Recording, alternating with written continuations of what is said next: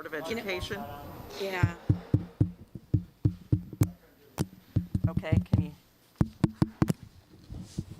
Mike's. mics aren't on. Mine's not anyway. Matt's Hello? coming. Recess for technical difficulties. Oh, There it goes. there it is. I think we're good. Should we all do it? Oh, really? Okay, so the meeting is called to order at 7 p.m. We'd like to inform all board meeting attendees that this meeting is being live streamed and archived for access at any time by our community members on the internet within 24 to 48 hours of the meeting's conclusion. This meeting is open to the public in accordance with Phase 5 guidance issued by the Illinois Department of Public Health and the Illinois State Board of Education. Individuals are required to wear a face covering at all times properly while in the building, covering their nose and mouth, including during the meeting. The capacity in any room is limited to attendees being spaced a minimum of 6 feet apart. And as I mentioned last time, we're going to follow the same protocol. If we see people not wearing their masks properly, we'll take a 5-minute recess to allow everybody to reset. And after that, if it happens again or continues to happen, we will adjourn the meeting and we will reconvene virtually at a later date. So if we could rise for the pledge, please.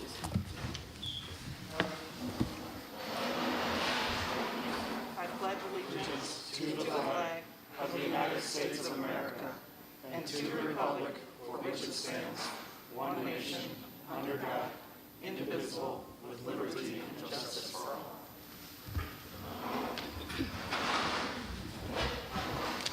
And a roll call, please. Mrs. Witt, Here. Mr. Gonzalez, Here. Mr. Carey, Here. Dr. Lawler, Here. Mr. Mankivsky, Here. Mrs. Junk, and Mrs. Simmons are absent. Okay, with 5 members present, we do have a quorum. Okay, does any board member wish to move anything from the consent agenda to new business? None? Okay, hearing none, we'll move on to the approval of the agenda. The agenda tonight is as presented. Yes. We're looking for a motion to approve the agenda as amended. Don't we have to go through it? Oh, sorry, as presented, sorry. Yeah, but don't you normally read through what's... Nope, that's just the consent agenda. I'm confused, sorry. That's okay. I'll make the motion. Okay? Second. Okay, and a roll call, please. Mr. Gonzalez, Aye. Mr. Carey, Aye. Dr. Lawler, Aye. Mr. Mankivsky, Aye. Mrs. Witt. Aye. Motion carries 5-0. We're now to the board and superintendent salutes. Dr. Layden? Yes, as far as formal salutes, we don't have any for tonight, but I just wanted to remind the board that at the beginning of the school year, we typically would have all of our new teachers come to a certain board meeting and to be introduced. Over the course of COVID, we adjusted that a little bit due to enrollment numbers and capacity. So over the next 5 or 6 board meetings, we'll have our new teachers come and be introduced. New staff members come and be introduced by the building of origin. So over the next 5 or 6, part of our salutes, we'll get to meet all of our new teachers. So it's always a highlight, great to bring them out to a board meeting, and they get to learn a little bit about the community, and we also get a chance to meet them. So you'll see that over the next 5 or 6 board meetings. Great. And that was all I had. Okay. Dr. Fuchs, anything? Not this time. Okay. So there are normally 2 opportunities for public comment in a board meeting, one at the beginning and one at the end of the meeting. Tonight, there are 4. The ones at the beginning and end are for any topic. The 2 in the middle are during public hearings for the budget for Fox Valley Career Center and the budget for Kaneland. The board values public input to inform our decision-making and to provide information and insight into what is happening throughout the district. Board meetings are held to conduct the business of the Board of Education and are required by law to take place in public. However, they are not public forums. We use the public comment section as an opportunity to listen to our stakeholders. For that reason, the board does not enter into a debate or respond to questions spontaneously or without proper investigation and deliberation. In most cases, concerns or questions requiring follow-up will be referred to the superintendent. If you choose to speak publicly, we ask that you do so at the microphone. State your name and the village of residence or your association with us for the record, and limit your comments to 3 minutes or less so that all who wish to speak may have that opportunity. And tonight, we are going to automatically cut off the microphone at 3 minutes and 10 seconds. I'll let you know at 3 minutes that your time is up and ask you to wrap it up because we have a 30-minute time limit and we have more than enough people to fill that time. Public comment is a maximum of 30 minutes. It will be 30 minutes tonight with a 20-minute total length of time for any one subject. We'll forgo that tonight. You are encouraged to seek a private appointment to discuss matters concerning individual students or staff members. And while public education can be an emotional issue, and understandably so, the board strives to maintain a certain level of decorum at the meeting.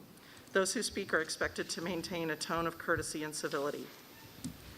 And we also ask that you don't call out and speak to the board during public comment when you're not the speaker at the microphone.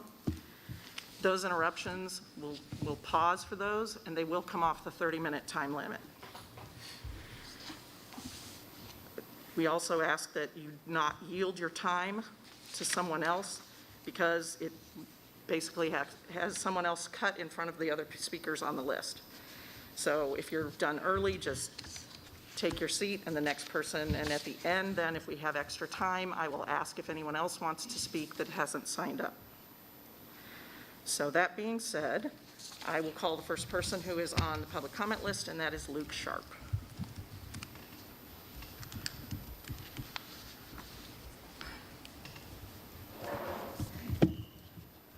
Thank you. My name is Luke Sharp. I've got 3 kids in the district. I see we are still masking the 4th grade class at John Shields outside at recess based on no scientific studies or peer-reviewed documentation. Trust the science, right? Here we are 2 weeks from the last time I spoke. More mandates and more tyranny on display for everyone to see. I told you guys this was coming. I told you guys this would not end. I told you guys it's going to get worse before it gets better. And what happened last week? More unconstitutional federal mandates based on no congressional laws and oversight.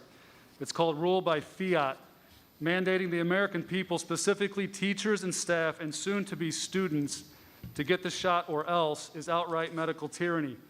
The governmental institutions we are supposed to trust at the federal, state, and local level have failed the American people. So let me break down some data for everyone listening. Although any loss of life is tragic, let's get real and put things into perspective. I have the links if anybody wants them. Data released Friday by the CDC showed that between December 14, 2020 and September 3, 2021, over 675,000 adverse events following a COVID vax were reported to the VAERS reporting system. This data included over 14,000 reports of deaths. There are over 88,000 reports of serious injuries from the vax. Can the district put this VAERS information in newsletters and emails to the parents, teachers, and staff so everyone can make an informed decision on whether they want to get this shot? Over the course of 2021, more minors have been shot in Chicago than have died of COVID in all the United States, according to data from the police and the CDC. Last week when I wrote this, a total of 214 children, 17 years old or younger, have died of COVID so far this year in the country. Comparatively, Chicago police data showed that 261 children have been shot, 41 of whom have died. The Illinois Department of Public Health data confirms that 25 people under the age of 18 have died of COVID since the pandemic began, or 6 in every 100,000 people under the age of 18 in Illinois.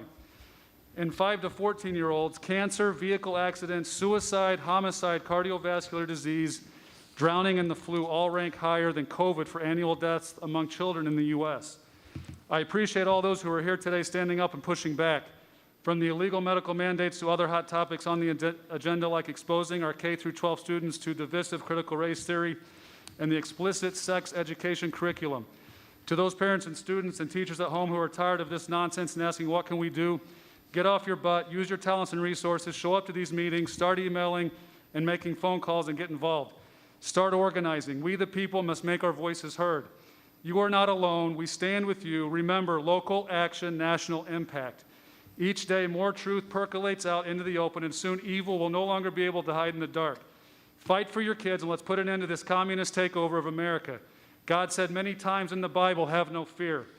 A quote by Thomas Jefferson, I prefer dangerous freedom over peaceful slavery. Thank you.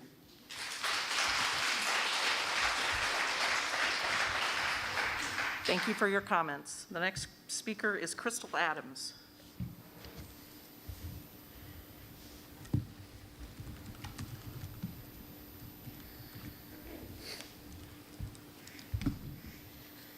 Good evening. I'm Crystal Adams from Elburn. I have 5 kids in 5 different schools, 2 in the Kaneland district. I mention my 5 kids because I feel it's important that you know that I see what other schools are doing and how they're managing things. Unfortunately, I'm not too impressed with Kaneland. I'm not going to stand up here and say the board is completely to blame for all the anger and frustration in our community because we all know that a lot of decisions are coming from the administration as well. I also admit that acting in anger and frustration isn't usually fruitful, but ask that the board see what's behind these intense emotions and come from a place of understanding and have an open mind to consider every single family in the district, not just the families that have the same political views as you. I'm specifically referring to you, Mr. Lawler, and perhaps a couple of other board members as well. My first question to the board is, if the administration isn't doing what they should be doing, what can we and/or the board do about it? What are the ramifications of an administrator not doing their job properly or maybe not doing as well as they could or should be doing? FYI, I will be sending follow-up email with my questions. I would appreciate specific answers to my questions, and I will be sharing the questions and answers with our community via social media, as it seems there isn't another forum to do so. In regards to vaccines and discrimination, quote, on August 5th, 2021, the director of the CDC, Rochelle Walensky, said that while she believed the COVID vaccines work well with the Delta variant of the COVID virus, with regard to severe illness and death, they are no longer able to prevent transmission of the virus. The inability of the vaccines to prevent people from getting infected with the virus and spreading it to others was one of the main reasons the CDC issued a new masking guidance for fully vaccinated people on July 27th, recommending that they wear masks in public indoor settings with substantial high transmission, referring to the new discovery by scientists that the Delta variant can be transmitted as actively by those who have been vaccinated as those who have not. Dr. Walensky said, end quote. Since Kaneland and ISB are following the CDC guidelines and the CDC says that vaccination status doesn't prevent or cure COVID, why is the Kaneland School District discriminating against unvaccinated students by having different quarantine and testing rules? Another question I would like answered is the school district prepared to handle lawsuits from said discrimination? What is the plan for our district if lawsuits start to be filed as they are in other districts in our state? In regards to quarantine, what will the district do if parents start obtaining temporary restraining orders to keep their kids in school if the district continues to quarantine perfectly healthy children, when legally only the Kane County Health Department has the authority to do so? Also, what is the district and administration doing about the major communication discrepancies between staff in the same building, as well as different buildings regarding quarantine rules? Personally, I will tell you, I talked to 5 different people and was told 5 different things, and what I was told would be done wasn't done. I'm hearing this is the case for many parents. I'm happy to offer some suggestions for the district. One would be to simply stop quarantining healthy kids. Not only would this eliminate the need for extra staff, it would greatly reduce staff overwhelm and make it much easier to manage the actual sick students. It would also allow staff to focus on their actual jobs, which should all be related to and focused on education. What would it take to do this? You have 10 seconds. And what are the ramifications? Is this something the district has considered? Being that legally only the county health department can quarantine, what would the district be violating if they actually let healthy kids go to school and learn? Thank you for your comments.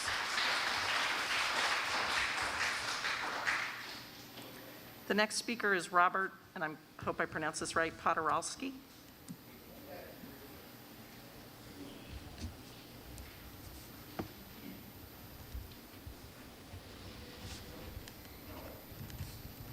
My name's Bob Podorowski. I'm going to finish Crystal's speech since you won't let her defer.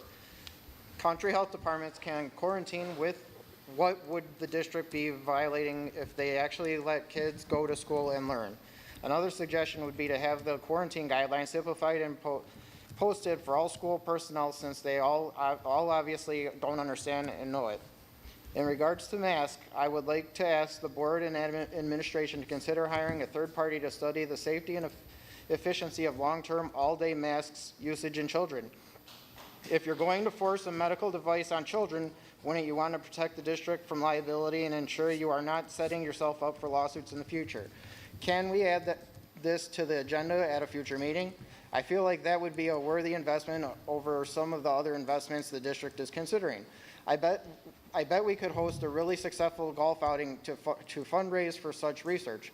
I'm happy to be the head of the committee. Many of you constituents feel it is the job of the district to prove the safety of these requirements before imposing them. I ask you, as I asked you since June of 2020 to please provide us proof that masks are completely safe and effective. If you cannot, then it must be a personal choice of whether someone wants to take that risk or not. I tell you right now that there's a lot of scientific and anecdotal evidence that masks are harming these very children in your district. Kaneland students are getting weekly strep infections and throat infections and respiratory infections and skin infections that are keeping them miserable and keeping them out of school unnecessarily. Kaneland students are hiding their depression and anxiety behind these masks and are needing therapy and drugs to cope. Is the district contributing to the additional medical expenses for the families burdened by the side effects of your mandates? Again, is the district prepared to go to court over it when the lawsuits start flying? Because if things don't change, I promise you there will be lawsuits. My suggestions would be for the district to research what other districts are doing. Why are other Kane County districts avoiding shield testing? What are the many districts in the state doing that are not following the mandates? Who are the insurance carriers and attorneys? Go talk to them. Maybe Kaneland should consider a different attorney or insurance carriers if that's what is the best for the kids. Of course, our district wants to avoid litigation of any kind, but if Kaneland actually stood up for the kids and didn't comply with all the senseless mandates, what are the actual chances that we could lose at a court case? If it even comes to that, there are actual laws to support our wishes to give our children medical freedom, but there are no laws that say kids need to mask up. If I am missing a law that went through legislation that says schools are legally allowed to require a medical device for my child, please show me and I'll admit I am wrong. In the end, I really want to ask each of you to look deep inside and see what you are made of. I want to ask you to talk to the kids and listen to them. Look at the kids. Focus on the education and not your political views, because this is political. COVID is not 10 deadly for seconds. students. It is not a pandemic in schools. If you have had the strength to sit up here and endure this for the past year, I have no doubt you could have also strength to stand up for our kids and fight. Thank you. You will be fighting for who you are supposed to fight for, the kids.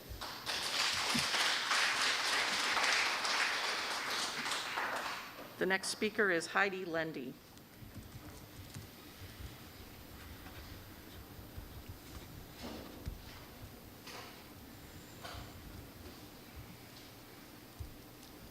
Heidi Lundy from Sugar Grove. And first, I'm a fellow elected official and trustee at Sugar Grove. So I understand what you can and cannot do. So I'm not going to try to ask something that you can't do. But what I wanted to talk to you guys about was the standards-based grading with the grading cap that the district has implemented. And I'm going to tell you a story how I find this to be a very horrible pairing. My daughter, who's an honor roll student, she was upset at the very beginning of the semester, a few weeks into the semester. She got a 2 on one assessment in English. She was upset. I said, you've got almost the entire semester left. Ask your teacher what you can do to improve it. She sent an email. She said, what can I do to improve my grade? She had missed one homework assignment because she was sick during the pandemic. She was told by her teacher at the beginning of the semester, there is nothing you can do. You are locked into a C for the rest of the semester. I have this in writing. I escalated. I said, surely you're wrong. I conferenced the teacher. The teacher said, nope, that's how it is. It's not going to be reassessed. She was late on one homework assignment. Too bad. She's got a C at the very best. This is my honor roll student. I escalated it to the head of the department. They stand behind the teacher. I escalated it to the assistant principal. Stand behind the teacher. I escalated it to the district and was told nothing could be done. Just, oh, well, that doesn't sound right, and that was it. So I wanted to let you know that it doesn't work, because when a student should never be doomed to a poor grade in a class within the first few weeks of a class. The way the program is implemented, where you have 1, 2, and you can get nothing but a C, and it's implemented where they limit people and how they can assess, and different teachers do it different ways. Like if you have one late homework assignment, you cannot reassess, and this can happen, like I said, the very beginning of the semester. This is penalizing students. it's making it so you're not giving them the education. That's their punishment. And no student should be told when asking eagerly a teacher at the beginning of the semester, how can I improve my grade? I want to learn, and told, you cannot. That is not helping our students. That is detrimental to our students. And in a time of a pandemic when it's hard enough to get them motivated, what motivation did my child have to do anything better in this semester?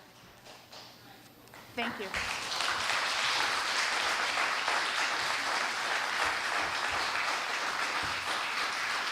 Thank you for your comments. The next speaker is Ryan Walter.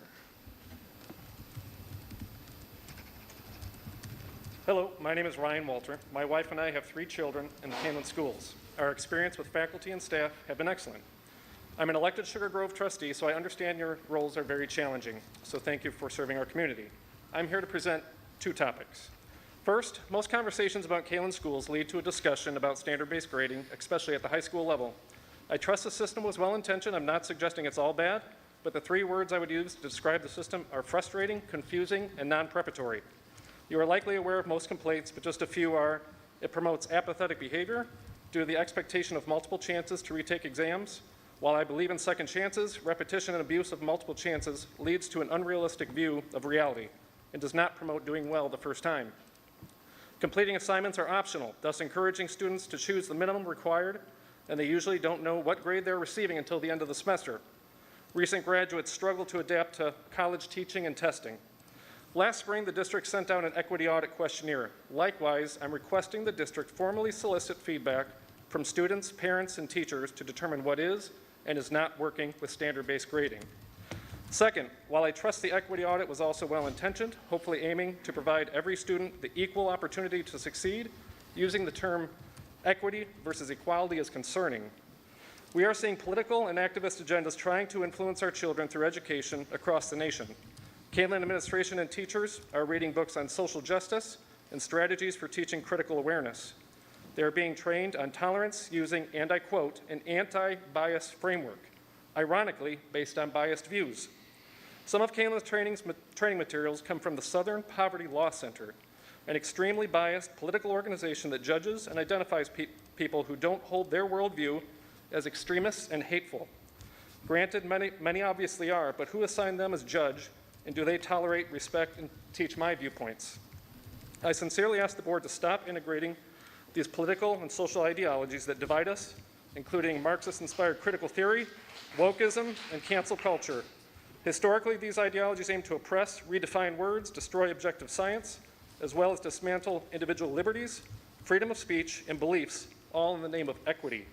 So please avoid innocently getting caught up in these destructive ideologies and false pretense of progress and equity. Instead, focus on teaching our children how to think and reason objectively, but please don't teach them what to think and what to feel. Leave the teaching of worldviews, morality, and sincerely held beliefs to the parents or guardians, which are protected by our First Amendment rights. Thank you.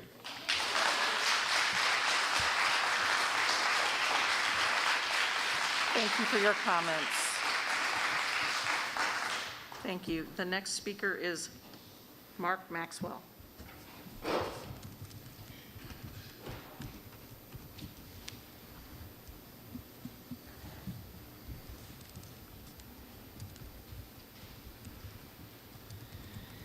Hello, my name is Mark Maxwell, and I have 2 boys at Harder Middle School.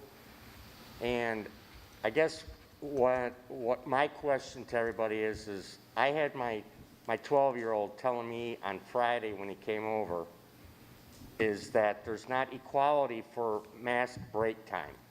Teachers get this. My older son, Steven, he gets more time. I didn't prepare a speech because I wasn't planning on talking. I was going to defer it to Katie Maxwell. But where's the equality in this? The teachers get more time, and I have my 12-year-old telling me he doesn't get breaks like everybody else. So that's just what I wanted to say.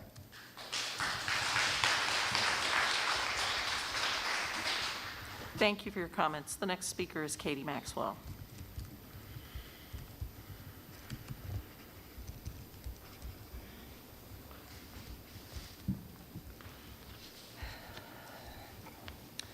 My name is Katie Maxwell, and I'm here once again to speak on behalf of my children's freedom. First of all, I have a question. Several people have been asking why the live feed on the August 30th board meeting, the comments were shut down so people could not comment. I've seen my fair share of board meetings, we all have, because we're trying to gather information and insight, and I've never seen such a complete display of disrespect. We come to these meetings, we are here tonight to help you in any way that we can. Many aren't able to attend for whatever reason. Does that mean they don't have a voice because they can't comment, because they can't speak? Maybe we should consider doing a town hall meeting and we can get answers and we can and ask questions. We understand that you're being controlled by ISB and IDPH and of course the governor. My hope is that you hear us. Hear us.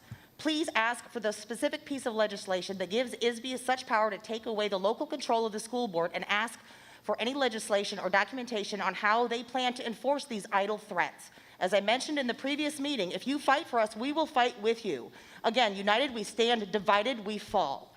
I understand you're hearing from both sides of the spectrum regarding several issues, and you will more than likely continue to, as we only have a mere 3 minutes to try to plead our case for our children.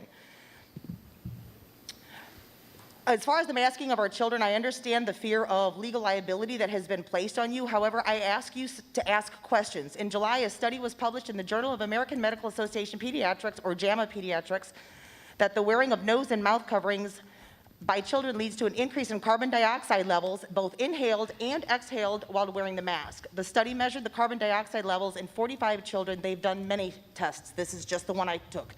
45 children ages 6 to 17 while wearing a mask. The normal content of carbon dioxide in the air is 400 parts per million, or ppm. Although anything above 2,000 ppm is considered unacceptable and unhealthy and unsafe. The JAMA report measured averages of 13,120 to 13,910 ppms of carbon dioxide inhaled in the air of the children as they were wearing masks. This is 6 times over the unsafe threshold. The study also noted that this measurement was only after 3 minutes of wearing a mask. Our children wear them for 7 hours a day. This I grabbed from OSHA. The most common way CO2 can be dangerous is through normal human respiration inside a sealed environment, which I'm wearing on my face. In a sealed environment, the oxygen levels drop from 21% to 17%, and the CO2 may rise to 4%. It essentially basically weakens the immune system. Therefore, you're more susceptible to infections, the common cold, the flu, strep throat, which is apparently running rapid in our district now. The list goes on. Take your vitamins, build your immune system. I'm asking you, I have 2 seconds left, please stand up to ISB, ask the questions. We will be behind you. We will help you gather information. Please join the other 80 districts in the fight against ISB and our tyrant governor. Please do not let them take away local control from this district. I always tell my children, set an example, do not be one. I'm asking you, set an example and so be one. Thank you for your comments. The next speaker is Stephen Maxwell.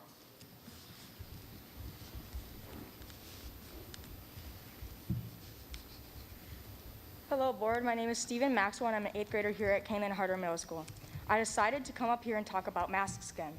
I wanted to remind you that teachers get mask breaks. I barely have any. If students are lucky enough to get mask breaks, it's not for long. When we are inside gym and we have to do other activities and run around, it takes a lot longer than normal to catch our breath.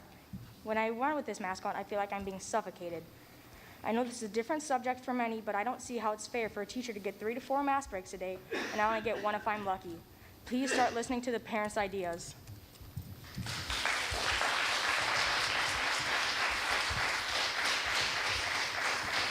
Thank you for your comments.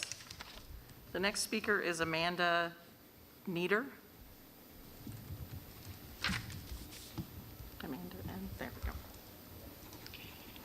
Hi there. Amanda Niederberger. Doesn't fit on the line. Oh, okay, sorry. Hey, it's all right. It's a common issue I deal with. Everyone's been really respectful tonight, so I appreciate that, but I wrote this when I saw not months, I guess, a few weeks ago, and it was a little disheartening. So I wrote that because of our tragic anniversary this past weekend, I've been reflecting on what I thought Americans do in challenging times and what Americans should and can do in those times. It's been more than a little unsettling watching an enemy kill more than 650,000 fellow Americans and then listen as a portion of our community is completely unwilling to battle the enemy that's done this. It's unpatriotic and un-American to be so unwilling to participate in a real conversation about how to manage this enemy together.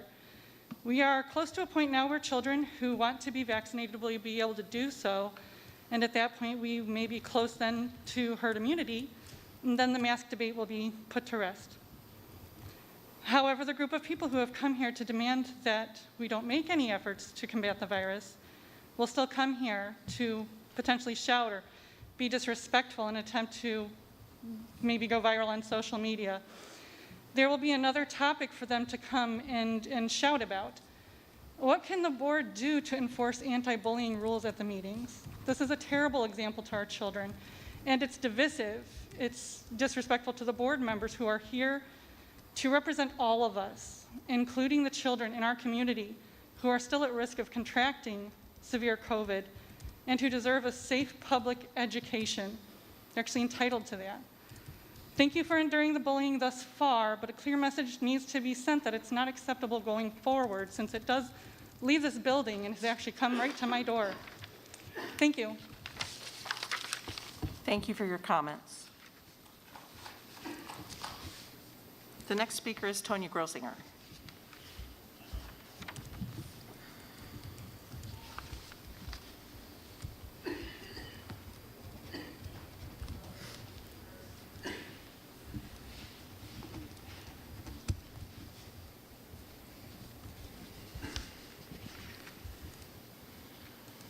I don't even know why I brought this. I'm Tonya Grossinger from Maple Park.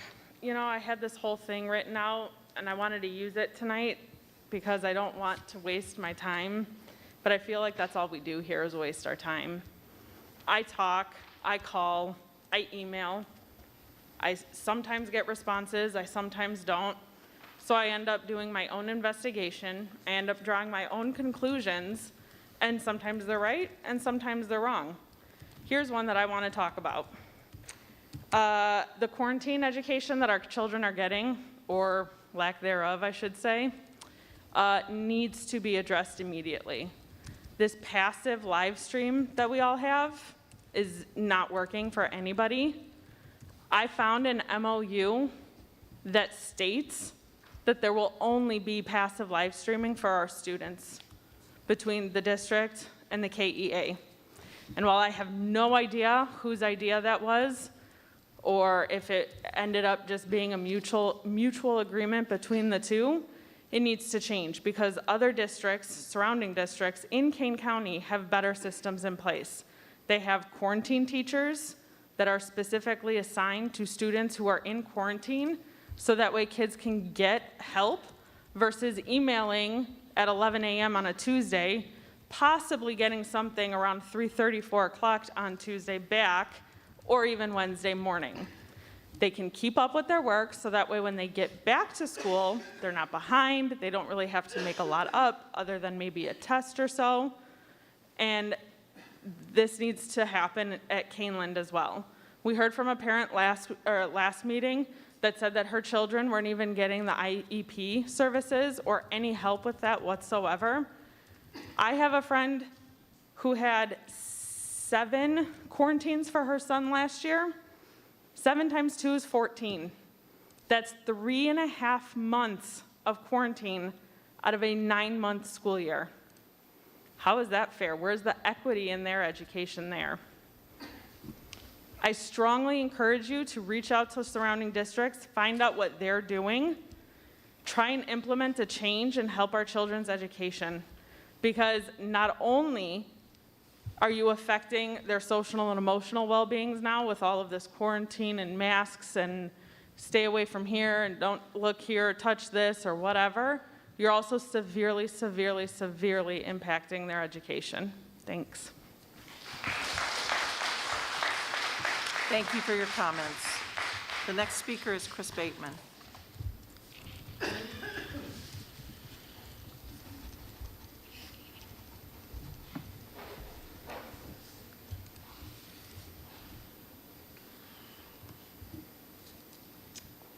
Chris Bateman from Elburn. I just have a few questions for the board, and I know that sometimes it's been difficult maybe to distinguish between questions and comments, so these are questions that I would like answered, please. When we decided to return to school this year in masks, it was stated that as many activities as possible would take place outdoors. So far, in the month that we've been back in school, my two children at Blackberry Creek have gone outside only for recess. Please help me understand that. It's been beautiful weather outside, yet they're not going outside for PE. Music class isn't taking place outside. The only other time they've been outside has been as a reward to read, in which case they still had to keep their masks on. The other questions that I have are in regards to the quarantine learning that Tonya just discussed. Who's talking to the kids about this? Who's following up with the kids after their quarantine learn to see how it went? Who's asking the parents how it went? Who's talking to the teachers to find out how it's going? Board members, a question to you directly. What feedback are you getting from the administration regarding these topics? Are you asking these questions?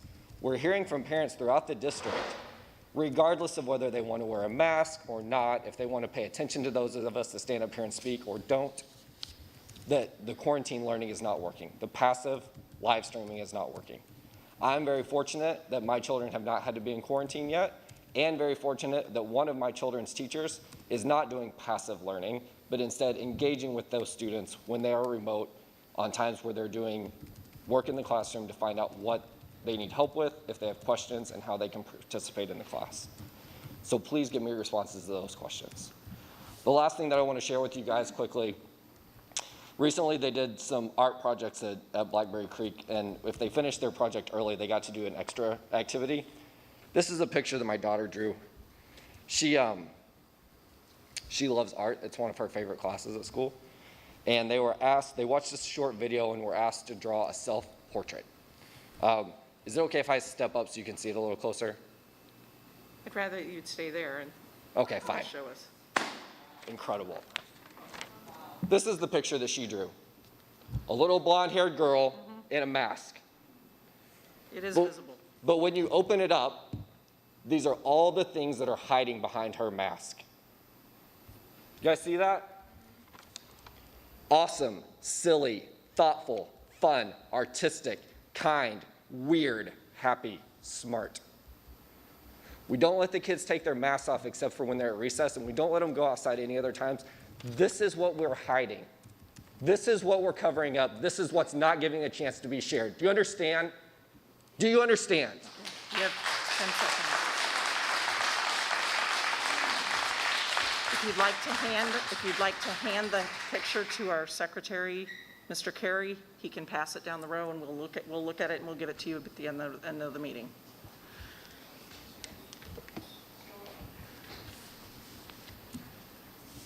The next speaker is Jennifer from Sugar Grove. I can't read the last name. It looks like it starts with an S.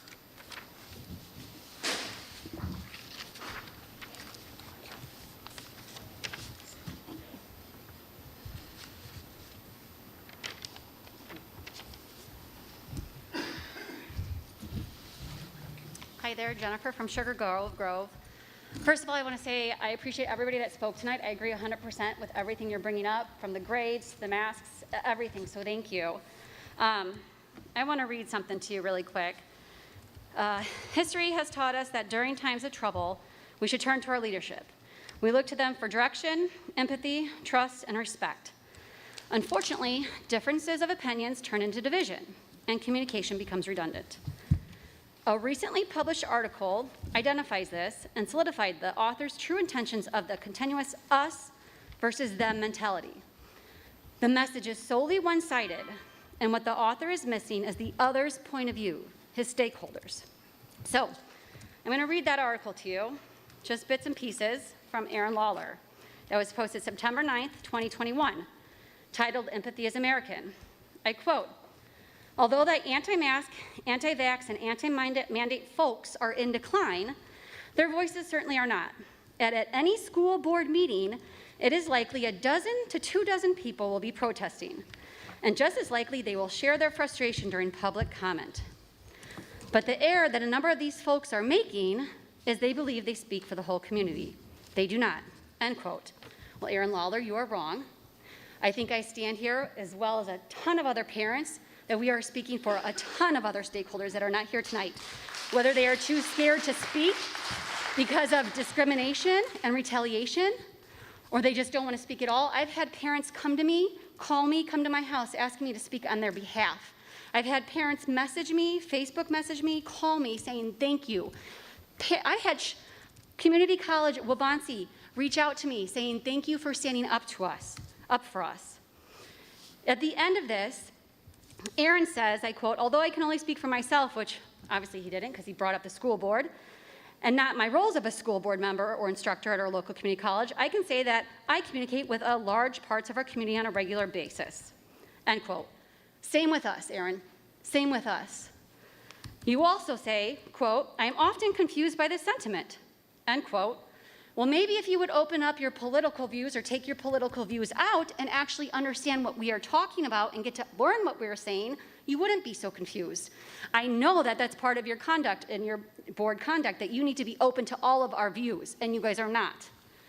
Secondly, I'm going to move on here.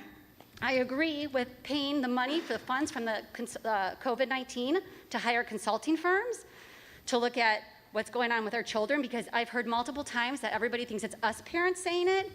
I have a 7-year-old who the first thing she said to her teacher was, do we have to wear our masks outside again today?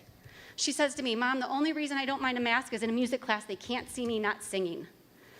We have to push back, we have to advocate. I am demanding a town hall or a meeting with you, Dr. Layden, and the rest of your board. This needs to change. Please listen to us. Thank you for your comments.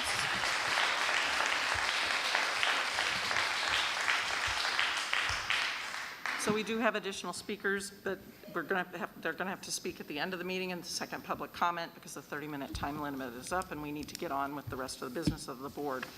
If you wish to speak in the second public comment and you aren't signed up, there's another sign-up sheet out at the table.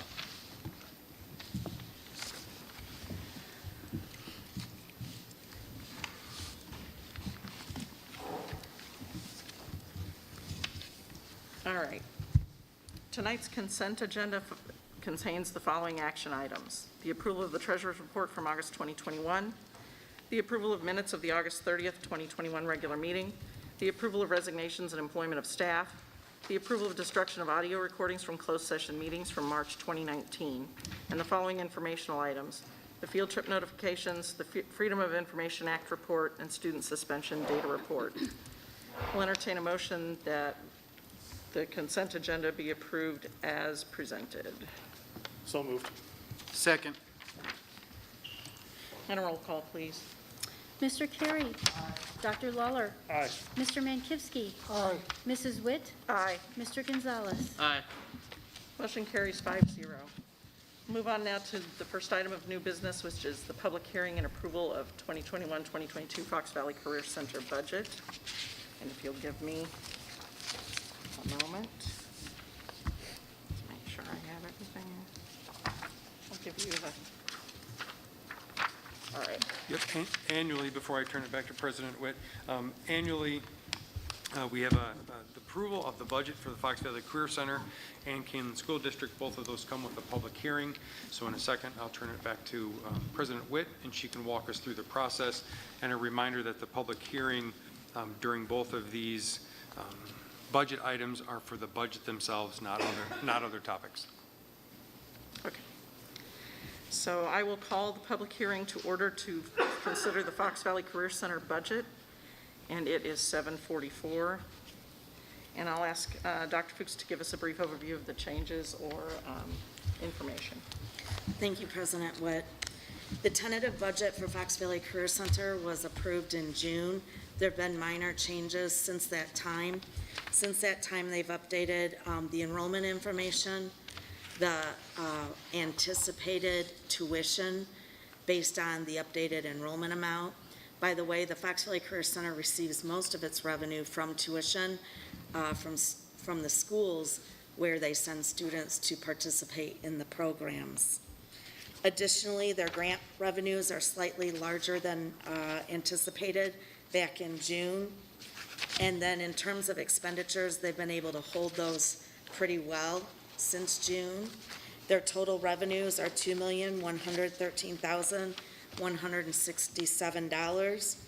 Total expenditures, $2,110,262.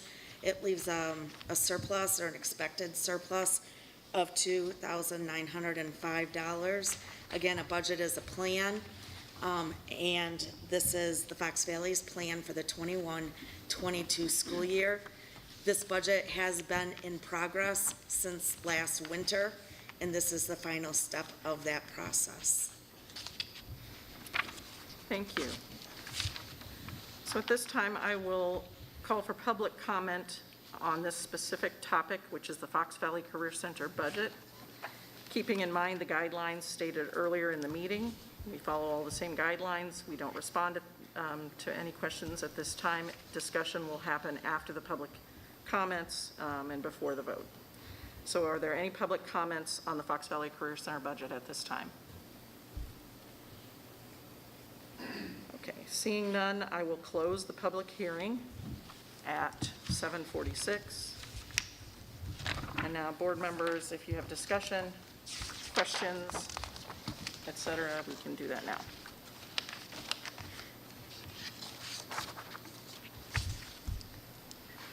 Any questions? Okay. Hearing none, I'll entertain a motion that the Board of Education approves the 2021-2022 Fox Valley Career Center budget as presented. So moved. Is there a second? Second. And a roll call, please. Dr. Lawler. Aye. Mr. Minkowski. Aye. Mrs. Witt. Aye. Mr. Gonzalez. Aye. Mr. Carey. Motion carries 5-0. President Wood, I'd like to remind all board members that every board member needs to sign the budget form tonight. There are 3 copies in the signed folders. I'll remind you again at the end of Kaneland and at the end of the meeting, but please don't leave without signing. Thank you. Thank you for that reminder. Okay, I'll give this one to you too, or do you? You can just go right into Okay, it. It's just the go right. same process for the district. Okay, so I will go ahead and open the public hearing to consider the Kaneland CUSD 302 budget at 7:48. And I will ask Dr. Fuchs to give us an overview, please. Excellent, thank you. Once again, for the district budget, because it's much larger than the Fox Valley budget, we began this process last October. And it's finalizing tonight what the tentative budget brought to us in June. The changes that I've made from the tentative to the final budget are outlined in the board memo for both revenues and expenditures. Some of the significant ones, we did learn that we will receive approximately $100,000 more in evidence-based funding from the state of Illinois. Our total funding from this source is $7.194 million, so that's a positive. Additionally, our CPPRT money is approximately $84,000 more than what I had originally planned for. On the negative side, I finished the transportation claims from last year, their reimbursements. It's a revenue. And in the tentative budget, I estimated about 1.75 for regular. It'll be closer to about 1.66. For special ed, I had estimated about 1.5, and it's going to be about 1.1. And so those changes have been made in the final. Additionally, the ESSER money, ESSER, Elementary and Secondary School Emergency Relief Fund, I have put ESSER $2, the revenue, into this budget. We do plan to submit the grant for COVID-related expenditures, including PPE, technology, the contact tracing and test to stay information, and other items that are needed for COVID-related expenditures. I don't have specifics at this time, but can share those with the board in a future update. With regard to expenditures, we have finalized all salary and benefit information from the summer. At this time, we do have a variety of support staff positions unfilled, but we have put placeholders in the budget for that. We've added several overloads to existing staff positions, and the total amount of those changes is about $186,000 more. So at the time of the tentative budget, we had a projected deficit of about 1.7 million. With the changes noted above, we're now looking at about 1.5, 1.6 million. Please know, while that seems like a lot, we know that we probably won't end the year with that kind of a deficit. However, we need to make sure that we budget for any possible expenditure, because the board does not have the authority to overexpend. And so it's a part of the process. Typically, if we plan a surplus budget, the surplus becomes quite large, and that's problematic in its sense as well. Ryan? You said the board doesn't have the authority to overextend? Overspend, for example, overspend, overspend. Okay, well. Yep. So if you budget $1 million, you can't spend more than $1 million Without what? Because we've done it. without a budget amendment. Okay, so. So you, yep, so you can, there is a process, but for this budget part of it, you have to plan for everything. Right now, we're looking at a deficit budget, so we can plan, or we can do what we're doing right now. Absolutely. And you don't need to do a budget deficit because of your fund balance.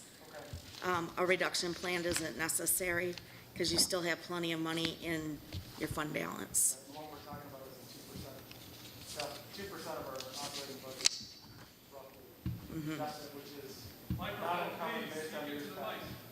Yes. Yeah. Oh, Okay. I'm sorry. I didn't realize it was off. Okay. I do have the highlights at the bottom of page 2 of the memo. It's a $65.8 million operating budget with a total budget of $79.8 million. The estimated fund balance ends are listed for the operating funds.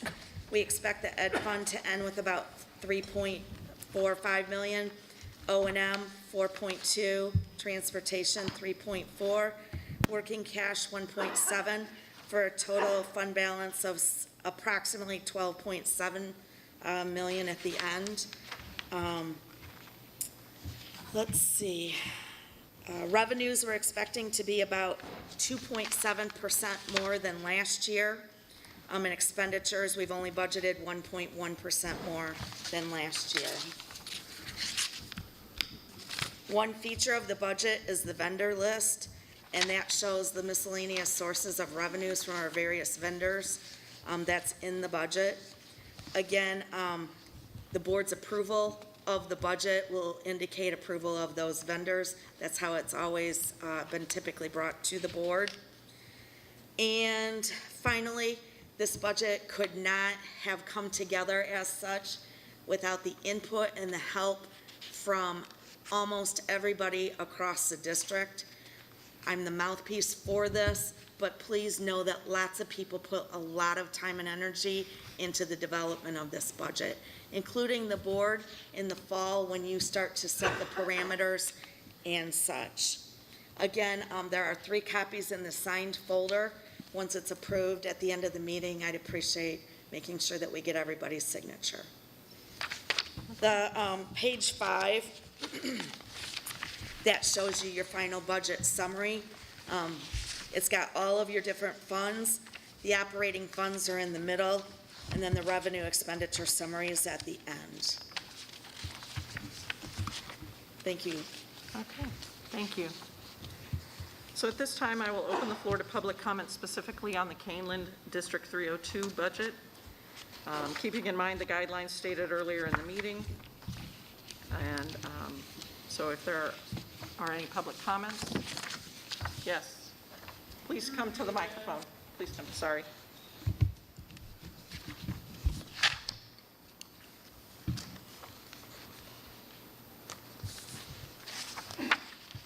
Scott Stolkup from Sugar Grove.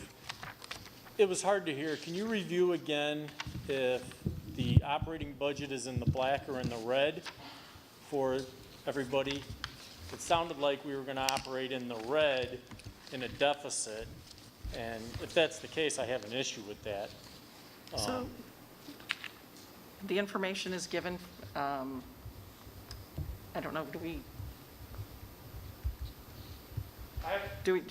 need to repeat that? I had my mic off, so that's more my fault than anyone else's, so I'll repeat my That was just your question. question. I'm sorry? That was just your question. I think he's asking for But other, I guess, that part of the summary. Dr. Fuchs, could you read that again? Of course.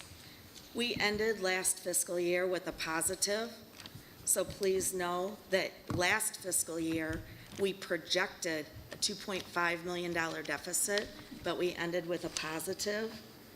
Similarly, it is a projected deficit. However, that's because we have all possible expenditures in the budget. So while yes, there's a projected deficit, as I've stated in my memo, I do not expect the year to end that way, but I don't know which line item isn't going to be spent. Additionally, what we've learned is if we have a surplus budget, the budget ends up being with a larger surplus than anticipated, and the board is, has offered their concerns about that as well in the past. So we try to find a happy medium. Ultimately, our goal right now, based on the board's feedback, is to end the year with as close as possible revenues to expenditures. So, thank you. You know what, we're going to go continue with public comment, and then we'll get to ask more questions afterwards. Are there any other public comments? Okay, hearing none, I will now close the public hearing at 7:57, and the board will have the opportunity now to ask questions and discuss. Adam? So just to clarify, if we do end as it's projected and with the deficit, you mentioned earlier we have the fund balance to support that, correct? So That is correct. Yeah, so we're not operating, we're not going to be, we're not in trouble. We're not in trouble at all. So I think it's pretty common the last several years that I've been on the board that we're, right now you're projecting a deficit of 2.2% if my math is right, which is pretty common that we're with plus or minus 2% at this point in the calendar year. So that doesn't concern me because I'm assuming you probably have hundreds, if not millions of dollars worth of snowplow fees in there, and we have no idea what that will actually be because we pay per push for snow. And there's 100 other variables in there. So that doesn't concern me. Of the 65.8 million in revenue that we're getting, how much of that roughly is coming from the state? About 12 to 15%. About 12 to 15% of our revenues. And then just... That's about 7 million. Okay. Plus then that's the 7 million is the evidence-based funding. And then you've got another 1.66 and 1.1, so 2.7 million in reimbursements for transportation and special education. Okay. All right, and just because I do this at every time we go through these, we're going to have an operating budget of money that we actually, as a board or a district, get to spend of about 65 million, 65.8. But yet we're bringing in 79.8. Where's that other millions go? Sure. The majority of that goes to our debt, which are our bond payments. Those dollars are outside of the tax cap.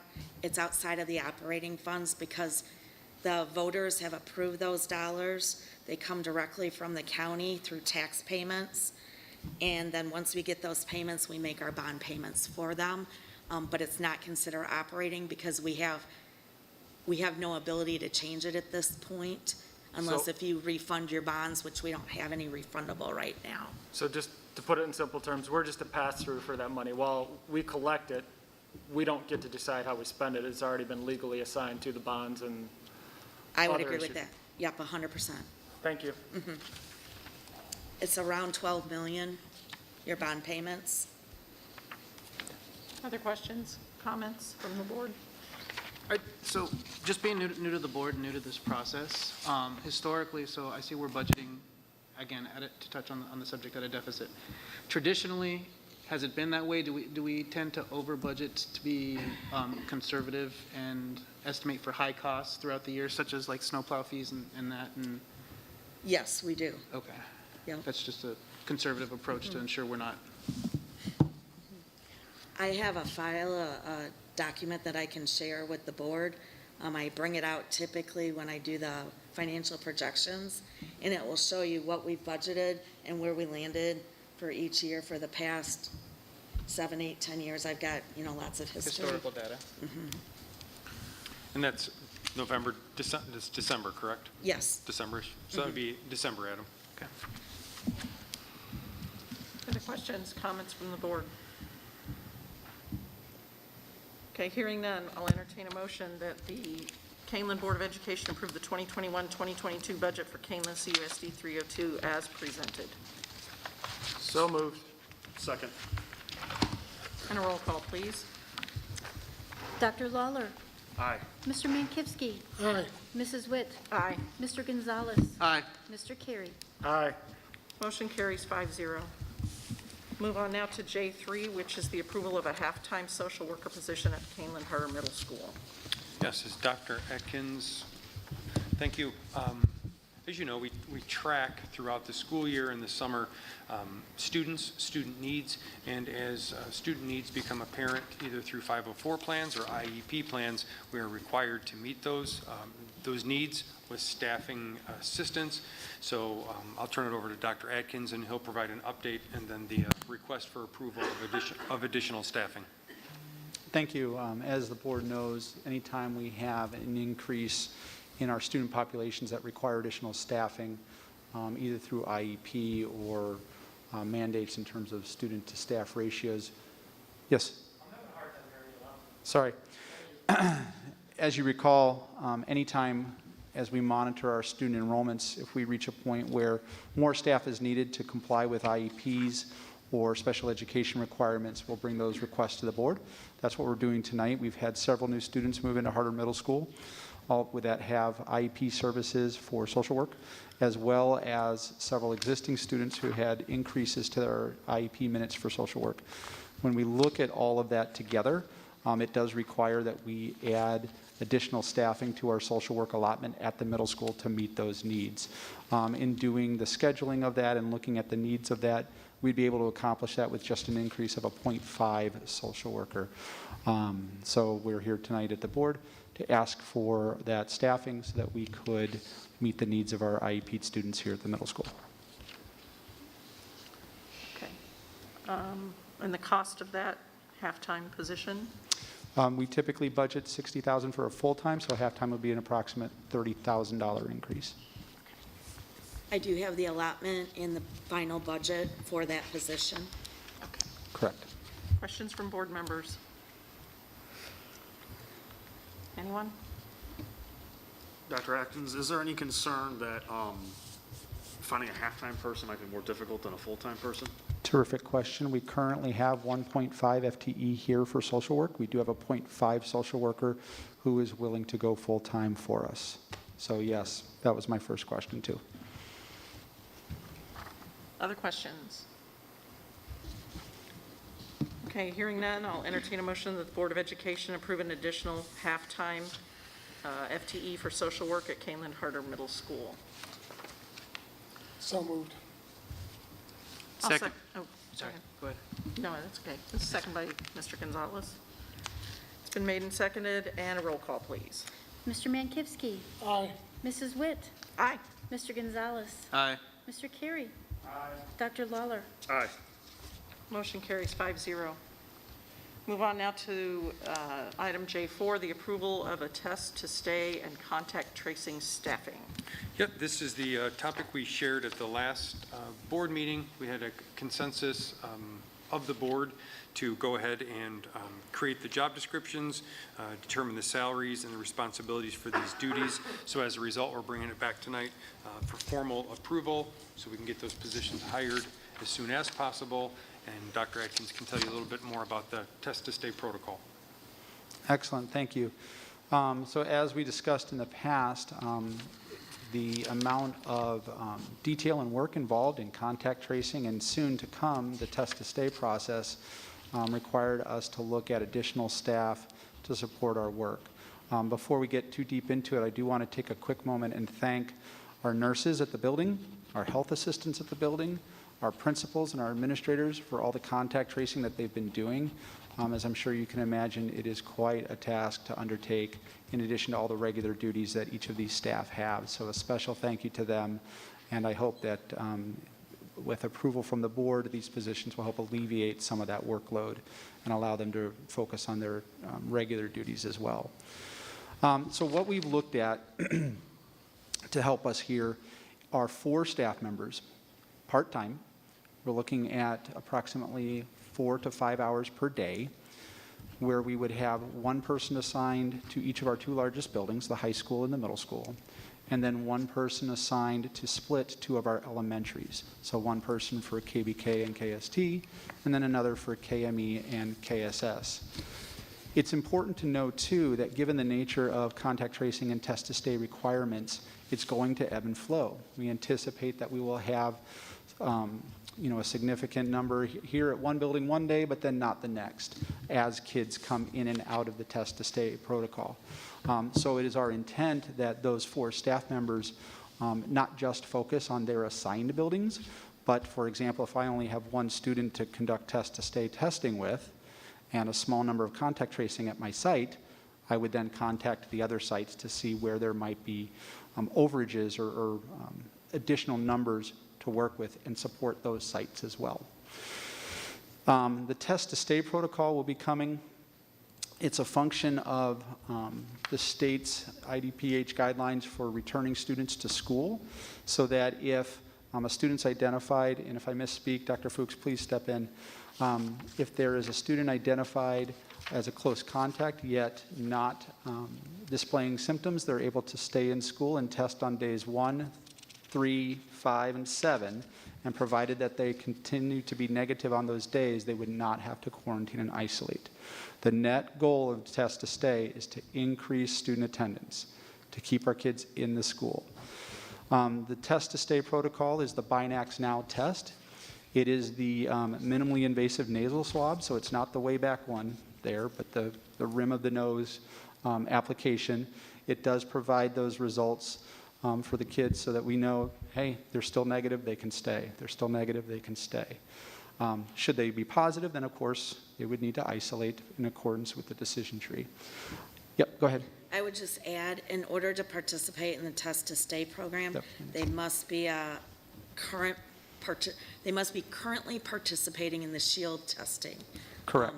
So we would like for those students to participate in the SHIELD testing to be able to do the test to stay protocol. Go ahead. Correct. So that is fail the SHIELD test, that's when the test to stay comes into play? No, the test to stay would come into play when students are identified as a close contact. I believe it's the same company that arranges the SHIELD testing and the Binax Now testing, and it's a part of their protocol. If there was a more detail for that, Dr. Fuchs might be able to elaborate. So it's not the person that's positive that gets to stay. If they come up positive on SHIELD testing, they have to quarantine. Okay. It's the close contacts. Were there students within 3 feet for 15 cumulative minutes or more? Those are the kids that need to be participating in the SHIELDS testing, because then once we get test to stay up and running, then they can stay if they test negative on days of exposure, day 1, 3, 5, and 7. I'm still lost as to what it seems like both tests are doing the same thing here. So they are, but it's the frequency of the test. The SHIELD testing is once per week. Once you've been identified as a close contact, if you're unvaccinated, you are then eligible for the test to stay program. Once we get staff in place, then those staff members would test those kids on days 1, 3, 5, and 7. If they're negative, then they can stay. If they're not, then they have to go as well in quarantine. The shield testing staff, they do not do the test to stay protocols. So they just do the weekly testing, and then based on the weekly testing, if they're close contacts, then our staff that we're asking for, the personnel tonight, they're the ones who would then administer the test to stay nasal swab, and then it's a 15-minute turnaround. So providing they're negative, rather than a call to parents to have them go home, they can stay in school. Thank you. For additional context, currently, a vaccinated asymptomatic person, so any vaccinated person over the age of 12, would not have to isolate. So if they're vaccinated and asymptomatic, close contact, they were within that 15 minutes in that distance, they would not have to isolate. The test to stay would benefit our students and staff that are not vaccinated, so all of our students up to about 6th grade who are currently being isolated or required to quarantine by the county due to that close contact status would not have to if they were participating in the shield testing and thus the Binax Now testing. They'd be able to test to stay if they were identified as a close contact. So the shield testing occurs weekly regardless, but then if a student A is defined as a close contact and they've been in the shield testing regularly, they can then do the Binax Now testing with our staff and stay in school, provided they're negative on 1, 3, 5, and 7. Can you explain the correlation between the shield testing and how come the students have to be participating in shield to be eligible? What if there's a close contact, they're not participating in shield? Shouldn't they have the opportunity to partake in this program as well? Unfortunately, Shield Illinois and IDPH have developed those rules and guidelines, and those are the guidelines that they put in place for us that we're following. Correct. Because it's their program. Correct. But there are employees that are administering it that we're looking to hire? The shield testing, no. The test to stay, yes. Correct. So This it's is a my time for understanding. discussion by the board. Thank you. So the other component too, if I'm not mistaken, is that the Binax Now testing is a different type of test to ensure that the potential close contact is not negative. So the shield testing is more of a screener, and the Binax Now testing is a more precise testing instrument. The shield testing is very accurate. It's 99% accurate. Correct. It's a PCR test, but it's saliva-based. The Binax Now is the nasal swab, as Dr. Atkins described it. Also very accurate. I guess my concern is Faster. being selective with these kids that aren't participating in the shield testing. I mean, it seems like, well, if you're not going to participate in the shield testing, we're not going to allow you. And there's still children that aren't participating in the shield testing that have close contact and are therefore quarantined. And if the district is funding these employees, to me, I don't know, I guess I'm missing a component, but it seems like it's not appropriate. It's the testing protocol from the company, which we don't control. And it's also on the guidelines from the IDPH, From as IDPH, well. Right, from the IDPH. So it's a mandate from the Illinois Department of Public Health? That Yes, it be it's done on the that way? guidelines from the Okay. Illinois Department of Public Health. Other questions, board members? Anything? Yeah, Okay. Oh, go ahead. all right, so just so I'm clear, you have to participate in the shield testing. Well, I guess first option would be if your child is vaccinated, none of this applies. Second, is that right? That's correct. Okay. So then we're moving on to, then we go to kids that aren't vaccinated. So the kids that aren't vaccinated, if their parents decide to have them participate in the shield testing, the only benefit I guess I can see of the shield testing is it allows you to participate in the test to stay, unless I'm missing something, which I'm trying to get this, but I'm not. I would say it also, as a parent, assures you that your child is negative at least one time a week. One of the purposes of the shield testing is to identify asymptomatic students in order to stop the spread in a public Which forum. really hasn't been an issue in well, at least in our public school. I believe we've had an outbreak in one of our schools. Let's just stick to this one. All right, so end result is you're asking us to spend money so that more kids get to stay in school more frequently. Is that the I would simplest agree with terms? that. Yes. Correct. Thank you.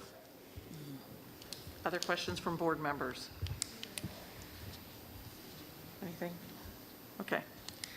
Hearing none, I'll entertain a motion that the Board of Education approves 4 part-time FTE for test to stay and contact tracing staff. So moved. I'll second that motion. I'll second it. Oh, I just did. Oh, I'm sorry. That's okay. And a roll call, please. Mrs. Witt? Aye. Mr. Gonzalez? No. Mr. Carey? Aye. Dr. Lawler? Aye. Mr. Mankivsky? Aye. Motion carries 4-1. That concludes our new business tonight. We'll move on now to the superintendent and board report. Dr. Layton? Yes, a couple updates, President Witt. First of all, we did hear today from the IDPH and the Kane County Health Department that the new decision tree for this year should be, or I don't even know if it's for this year, but at least the updated one should be available by tomorrow. So we will make sure we have that, and we'll share that as we have in the past. We'll share that with families. It's not an easy flow chart to follow because there's a number of steps of when to quarantine, modified quarantine, how many days, but that should be, based on the information we heard today, that should be done and ready for tomorrow, and then that way we can start implementing that, using that decision tree for quarantine and close contacts moving forward. So, Go ahead. So a month after most districts start school, the state finally got it done? Yes. Are there any big changes that you know of in it, or is it going to be similar to what we were dealing with last year? I think it's going to be similar. I think the test to stay will be one piece of it, and then I think there's a couple other changes post-vaccination. So if there's anything big, will you include it in either Sure Friday will. update or the next board meeting or whatever is appropriate, please? Yep, we will. Thank you. I'll provide that for sure. The daily metrics, as we considered the test to stay, one of the big factors was the number of students. Fortunately, last week was a really good week. We averaged about 15 cases on and off, because remember, a student will test positive and another student will come home or come back to school. So we've averaged about 15 or so per day. Last week with about 170 students home on quarantine. So again, with the test to stay, it's through the means that we have right now and through the rules we've been given, the best opportunity we have to try to keep our students in school as much as possible. So that's been our goal, and so we'll continue to work with that. The other piece that is new, that just a reminder with vaccinated, required vaccination or mandated screen testing, that information goes in, or that mandate goes into place on Monday, the 19th.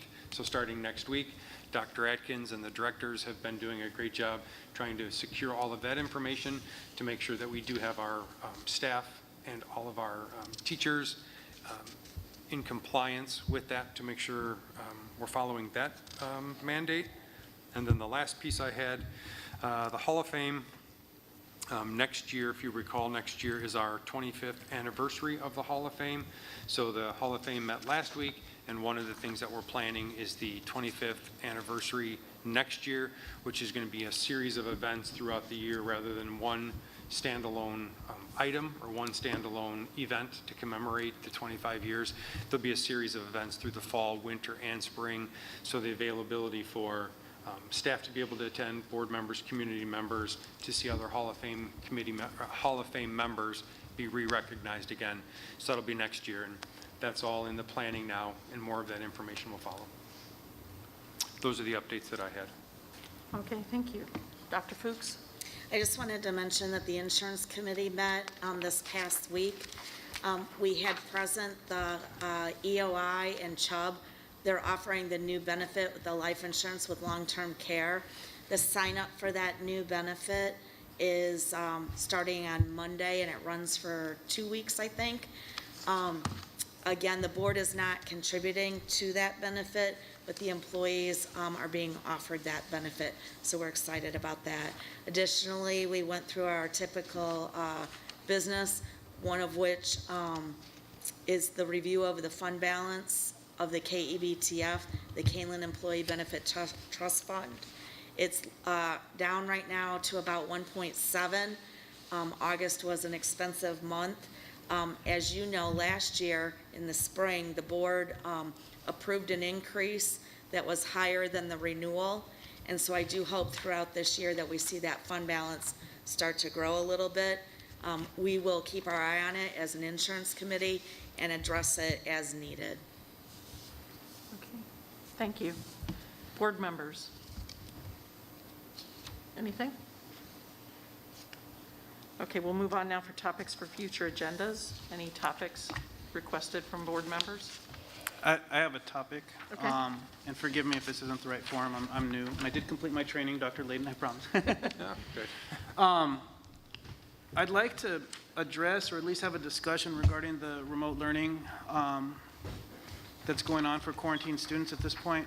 I've heard from many members of the community who've indicated that it's somewhat lacking, to say the least. It seems like the passive learning has not been the best opportunity. Forgive me, I'm not super articulate, but has not been the best for these children.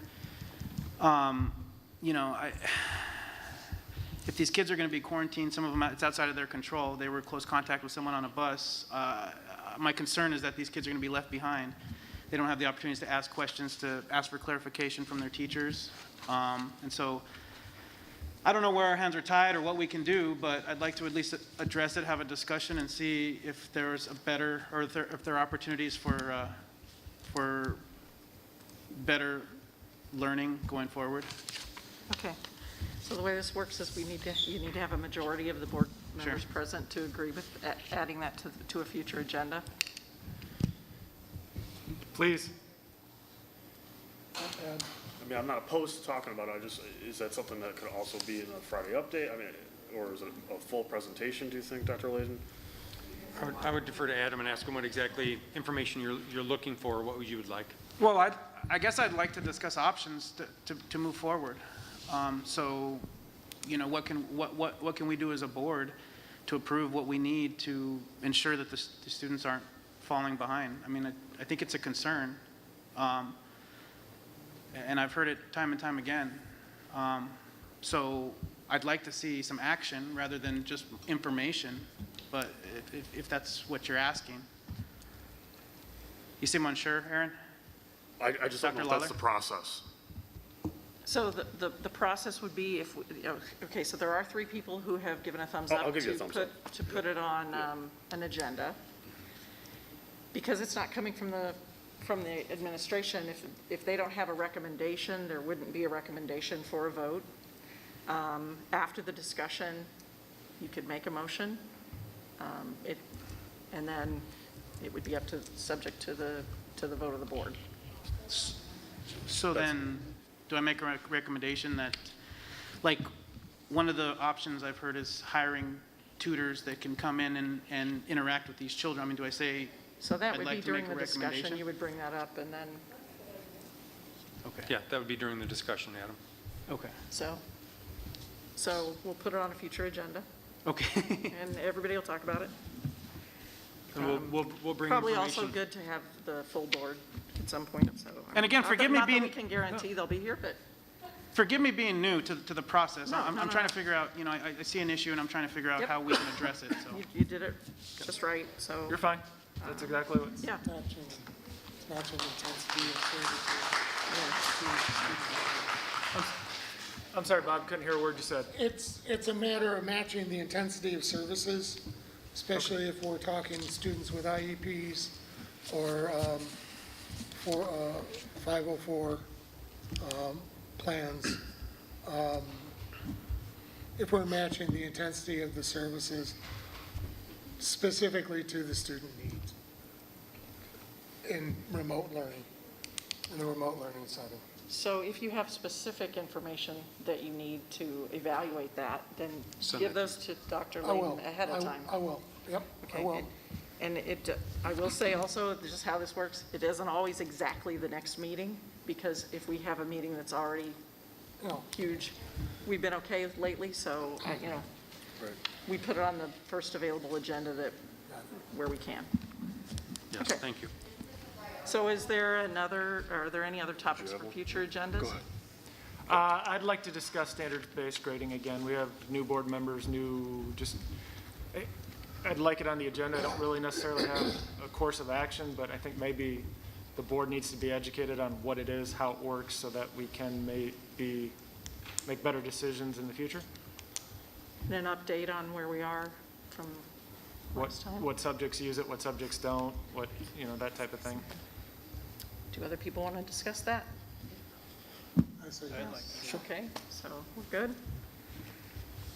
So we'll put that one on future agenda. Again, that will be the same way. There won't be any recommendation, because Right, it's no, I generated understand. from us, and then you organically make motions from the floor. So, No worries. okay. Aaron? Yeah, so, and I'm not sure if this is more of a Friday update, Dr. Layden, so you'll have to, but I thought maybe I'd bring it up with other board members in case they had interest too. But I'm interested in learning more about the free lunch program that we're a part of, especially because you had sent some new information about that. So, how students participate in it, the decision between making an opt-in versus an opt-out kind of thing. So just a little bit more information about it if that's possible. Yep, that's federal information, so I can obtain that and I can put that out to the board members this week. Perfect. I'll share Okay. that. And you're okay with? Yeah, that's fine. the That's fine. Friday Yeah, thank you. Okay. Other topics? We good? Okay. Thank you.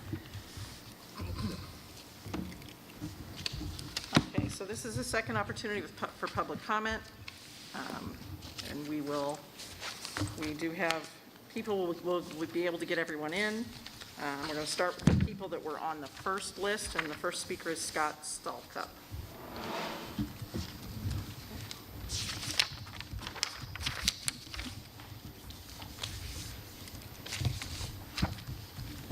Thank you. My name is Scott Stalkup. I live in Sugar Grove, have 3 kids in the district. First, there's a lot of, I want to offer thanks for Dr. Layden. He answered many questions over the week, back and forth. There's one pending from Principal McCoy that I have not heard back from that was issued on the 7th, but all the rest have been answered. My only comment to those are that I would like to see some type of a website similar to your COVID updates be made that you could put questions on and answers on, similar to a lot of them that were put on the COVID site. So I realize not all of them deal with COVID. Secondly, the contract tracing that you guys made a motion on earlier, my question would be isn't there a way to use that to help parents that are struggling with Kane County to get their kids off of quarantine, where they can't get a release and the school won't let them back in until they have that release? I think that is a problem that perhaps that staff can also help with.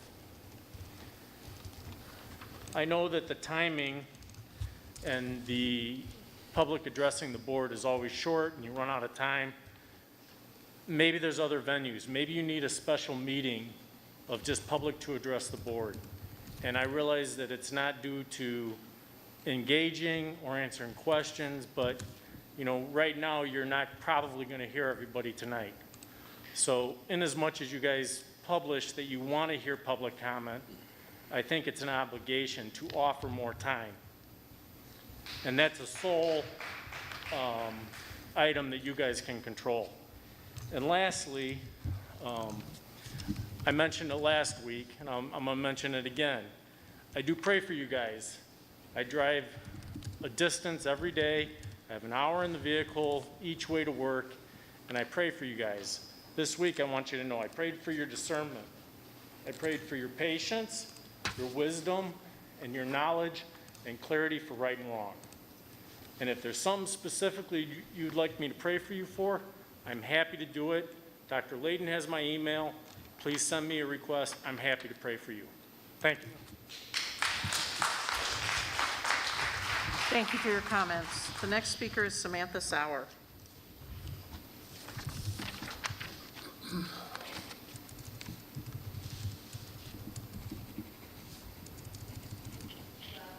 Oh, she did? Okay. Mr. Stahlcup, you're on here again then. Are you good? Yes. Okay. The next person is Tonya Grossinger.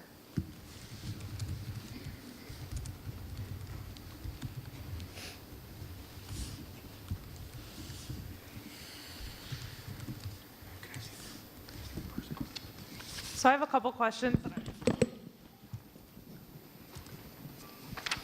Sorry, I'm not, oh, guys. I have a couple questions that I want answered, and I guess this is the best way to tell you what they are. First of all, what's going to happen after December 31st with the PCR tests? Because the CDC is, the FDA is revoking the EUA on using PCR tests. So how will that affect the SHIELD testing plus the Test to Stay program? Another question that I have is, after talking to an administrator a couple weeks ago, just trying to figure out all of this quarantine stuff, trying to make it make sense, it was said to me that the reason that we have to quarantine children, even though the science is there that they don't get as sick with it, yes, some do, but the science is there to show that it is not a huge threat to them, that we have to consider the spread that might happen from the students to the teacher, and then who the teacher might be spreading it to, potentially an elderly family member they take care of.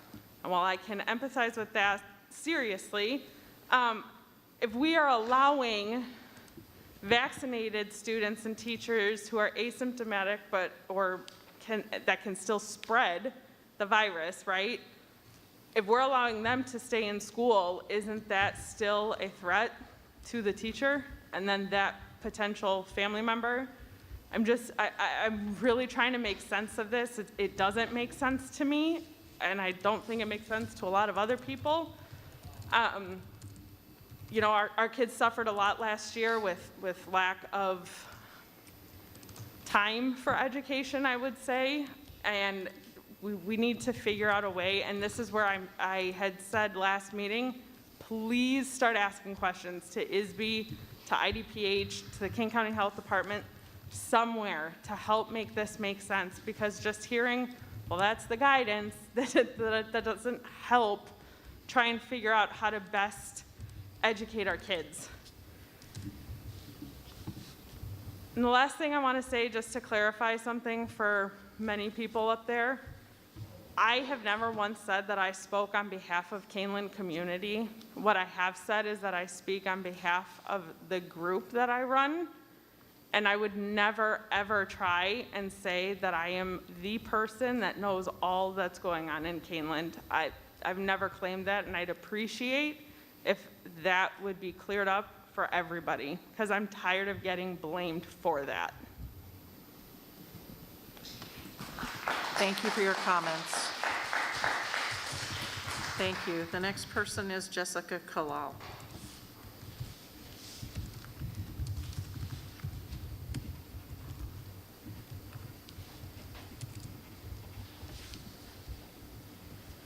Hello, I'm Jessica Kalal. I'm a John Shields parent.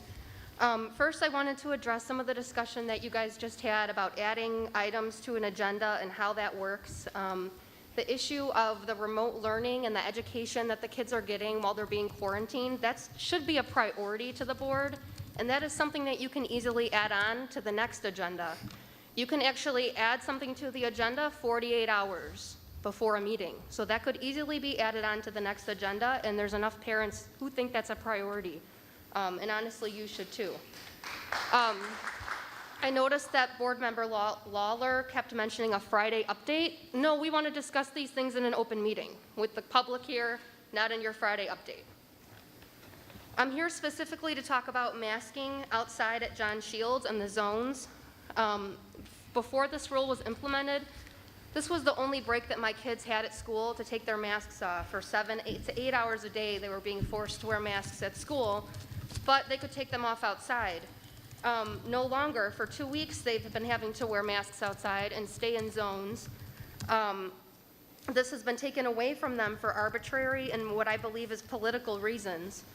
Principal McCoy announced this policy in her newsletter, and since then she's been unable to explain to me how or why this was in place, first for 14 days, now for 28 days, only for the 4th graders, because on the second to last day of the outbreak, a teacher supposedly tested positive, had nothing to do with the kids. No kids have tested positive since, but yet the kids are being punished and being made to wear masks outside. There's no reasoning why it went from 14 days to 28 days, only that it was recommended by the Kane County Health Department. When I looked into that further, I found out that this was a Kane County Health Department contractor who's been with the health department for 2 months. Seems to have no parent experience in health or anything medical related. This is someone who's been there for 2 months. And she's telling Principal McCoy how to sell this to parents and how can we get parents on board with the fact that the kids should be masked outside. Now, I read this in emails that I FOIA'd from the district. I'd be happy to share them with you. How can we sell this to parents and how can you get parents on board? And her ways to do that there was nothing there. It was very loose guidance from the CDC that mentioned masking outdoors at really crowded events. This is not a crowded event. This is the John Shields playground. Did the one staff member catch COVID on the John Shields playground, or what is the nexus between this one staff member testing positive and the John Shields playground? Again, the CDC, the Department of Public Health, the state, ISB, the feds, no one is saying to mask outside. The school board, you can do something. You can direct Principal McCoy to review this rule. You can. So quit blaming the administration. You're the governing body of the district. Finally, the parent's picture of his daughter that was so sad with the mask. Nobody can see our kids smile at school, and it's really sad. Not even outside.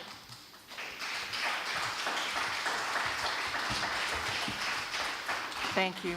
The next person is Sandy Kalau.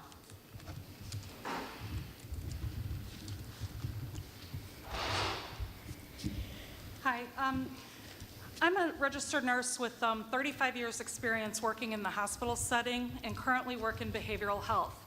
Daily, I hear firsthand the You effects. need to leave your mask on while you speak, I'm sorry. Oh, sorry. Thanks. Can I have those few seconds back? Daily, I hear firsthand the effects COVID and masking have on our families and young people. The increase in depression, anxiety, isolation, OCD symptoms, and suicide are heartbreaking and real. I agree not allowing the dad who very politely asked to hand his daughter's picture to you and it was just dismissed, showed a real lack of kindness and compassion and a lack of common sense. Common sense. That was just rude. Children are resilient. However, any measures we can take to mitigate the effects of COVID on our young people may be of benefit for years to come. Taking masks off while being outside at recess is a common sense measure that we could take. Other school districts have outdoor classes without masks. Personally, I believe we have a rogue and reactive principal who, in a move of tyranny, has singled out John Shields for masks outdoors in direct contradiction to Governor Pritzker, the CDC, and IDPH, who clearly state masks are not needed outdoors at school. She's also determined that there are no mask breaks for the children, yet teachers and staff have breaks at various times during the day. They can merely unmask to hold a water bottle as if preparing to take a drink, which is not an option our children have during their 7-hour mask day. Today, it's masks without question. At a time when social change and extreme agendas are being debated across the country, and a local school board member believes he speaks for the greater good of all. Many in charge know how important it is to indoctrinate our children to accept masks without question. Adults are often a lost cause. What will be next? I'd like to end with a famous quote, and I'm going to say it to the audience who I think will appreciate the quote. Freedom is never more than one generation away from extinction. We didn't pass it on to our children in the bloodstream. It must be fought for, protected, and handed on for them to do the same. And that was from President Ronald Reagan. Thank you very much.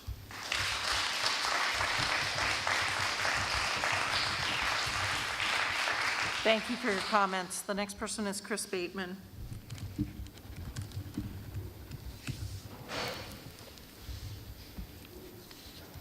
And when he's done, could we give him back his daughter's picture that we passed around? Thank you.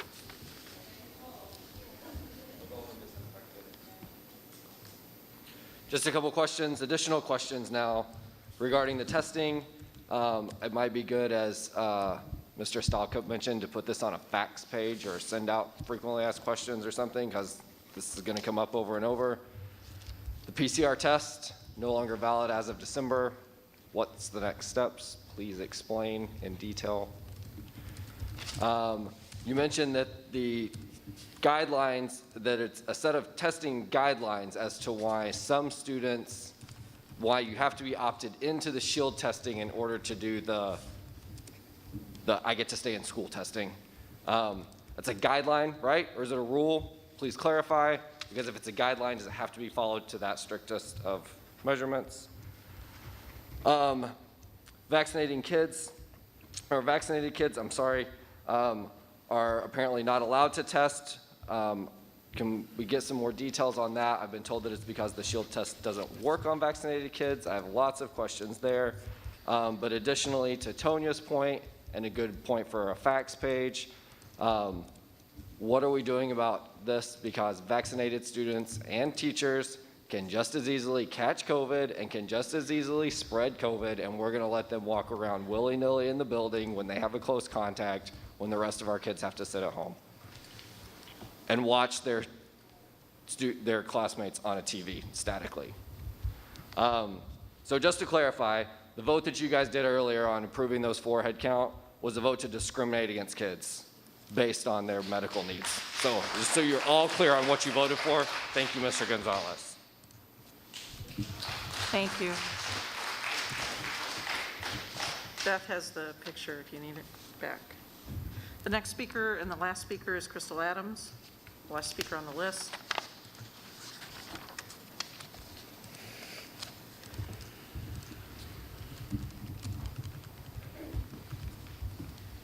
I just have some questions that I come up with that I will also email you guys, hopefully getting a response this time.